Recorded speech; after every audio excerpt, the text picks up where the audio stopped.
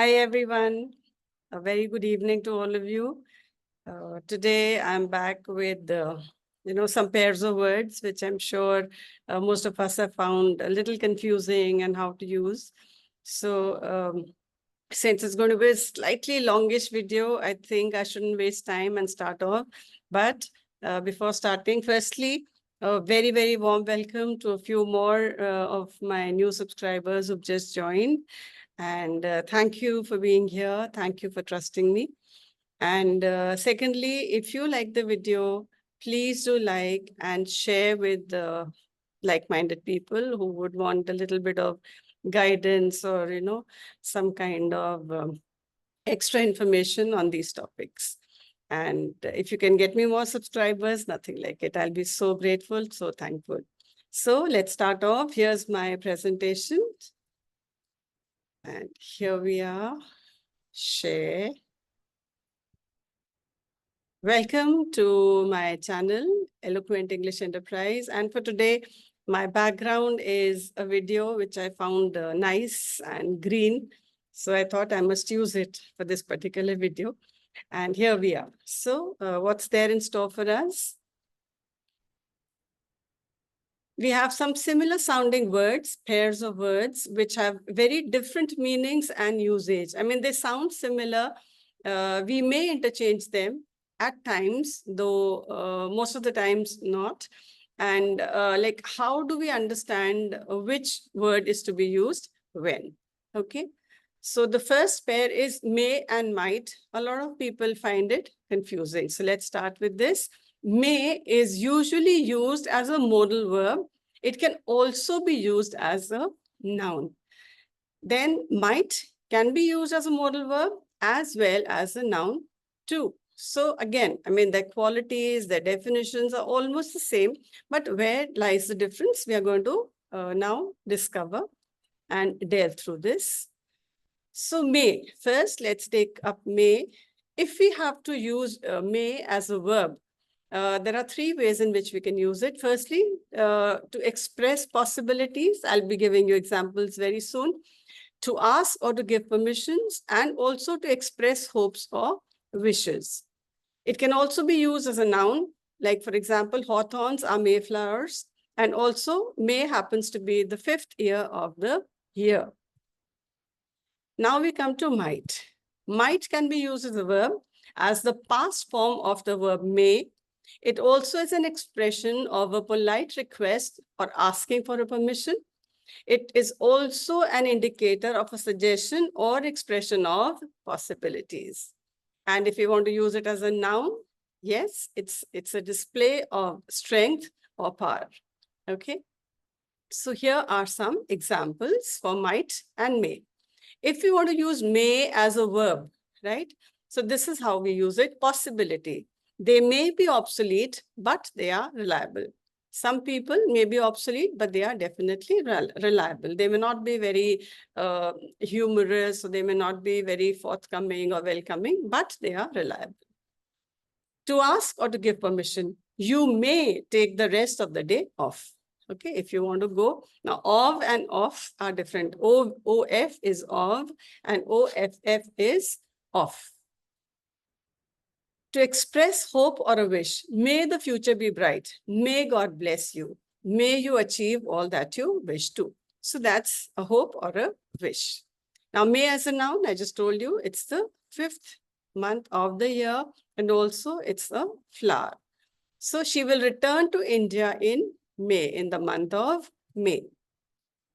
Now, might, how do we use it as a verb? This is how we use it. It's the past of May. So she might be home. Okay, past. She might have reached home by now. It's also used to express a polite request or to ask permission. Might I ask your good name? Now, somebody will say, why not may? May I ask your good name? Yes, that's correct. But here, this is a politer kind of a request, more polite, which is politer is a wrong word. More polite, might I ask your good name? And third, it's used to make a suggestion or to express a possibility. This might seem too good to be true, okay? It may seem too good to be true, or this might seem too good to be true. Might as a noun, a display of strength or power. Okay, might is usually a display of strength or power, or it's just simply power. He pushed the smoldering wreckage aside with all his might, with all the strengths that he had. I'm sure I'm clear. Now we come to can and could. Can and could seem like they have similar meanings, but there are enough differences which distinguish these from each other. Can and could are definitely very, very different. So can is used in the present tense and could is used in the past or a conditional tense. Conditional tense is a tense where, you know, some possibilities are there. It could be in the past, it could be in the present, it could be in the future tense also. Can is also used to express ability, while could is used to express possibility. Ability and possibility. Ability is personal, possibility is impersonal. It could be just about anything. So meaning and usage, both can and could are modal verbs, which refer to a possibility, ability, or capacity. Possibility is one, ability or capacity is different. So the primary difference first, can refers to a general truth or something that has a strong sense of possibility. Okay, a general truth or something which is very strongly, which strongly denotes a sense of possibility.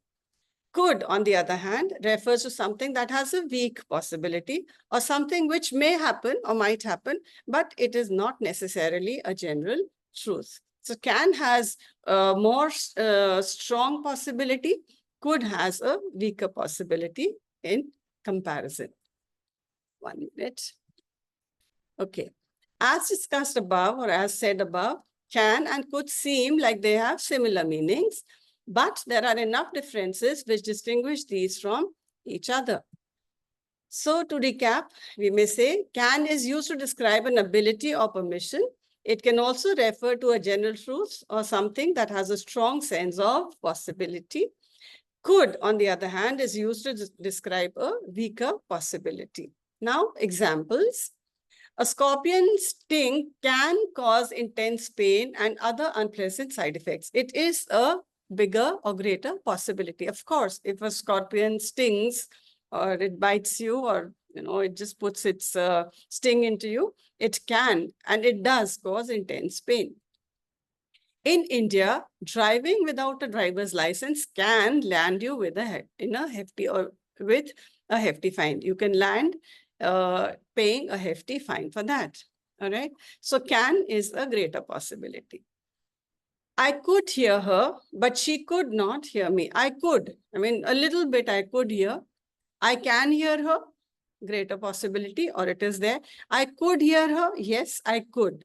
But she could not hear me. Next. Cars that are maintained and serviced regularly could last several decades if everything goes fine. But again, this is not a greater or a higher possibility. They could last, okay? I'm not sure, but they could, maybe. Now we come to unless and until, the third one for today. Unless and until are both conjunctions, but they have slightly different meanings and uses. They're both conjunctions. They are used to join statements or facts. Unless. Unless implies a condition that must not be met for something else to happen. It suggests a negative condition. Unless you do this, this won't happen. Unless this is done, this is not going to happen. So it's a negative kind of condition which is put up. Example, you won't pass the exam unless you study hard, which means if you don't study hard, you won't pass. Unless you study hard, you will not pass your exam.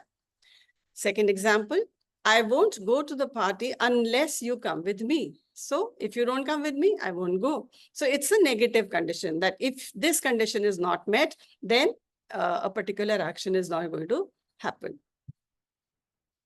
Until implies a time or event before which something else will happen. It suggests a positive condition or a limit. I hope you understand. Like it's a time period which is being given. For example, I will wait here until the bus arrives. The bus is going to arrive. It's a surety. It's something confirmed that the bus will arrive. So I'll wait here until the bus arrives. The time. Whenever the bus arrives, I will wait till then. The second one, he will stay at home until his parents return. So he has to go out, but he'll stay till his parents come back from wherever they've gone. So again, a time period or a particular time until when the parents are going to return. So this implies to the time, and unless is a condition. So to sum up, unless implies a negative condition, and until implies a time or event before which something else is going to happen. Okay, so unless and until cannot be interchanged. They are very different in their meaning and usage. Okay. So thank you, viewers, for this. And I'll get some more. It's just that I didn't want the video to be too long. So I had only these three pairs to discuss today. And I'll be back with some more pairs. But there's one thing which I wanted to announce before I close up with this one, before I end this video. I have decided to help students and teachers alike if they have any kind of requirement, that is small write-ups, not long speeches or letters or essays or articles, no. If you need any kind of help in your written work, in your writing skills, I'm there. So what you can do is you can send me a message through this YouTube channel. You have messages over there. So if you send me your topic, I'll write whatever you need. And this is going to be totally free of cost. I don't charge anything from anybody. It's just a goodwill gesture to thank my viewers, to thank all the followers, because I feel happy if I can do something for somebody. Of course, because of my time constraints, I cannot write long speeches, but anything short, small application or a little composition, I'll be glad to help you out. So if you wish to get in touch with me, please do write your requirements in the message box or the conversation box, which is there after every video. So I'll definitely get in touch with you. So I'll wait for your likes, for your comments, and for some good words, of course, right? So till we meet again, it's me signing off from here. Bye-bye. Have a lovely weekend, evening today, and a wonderful Sunday tomorrow. And also, Navratri की बहुत बहुत बहुत शुभकामनाएं. देवी माँ आप सब पे अपनी कृपा करें. आप सब परिवार स्वस्थ रहे, सुखी रहे, प्रसन्न रहे. इसी आशा के साथ और इन्हीं शुभकामनाओं के साथ, जय देवी माँ.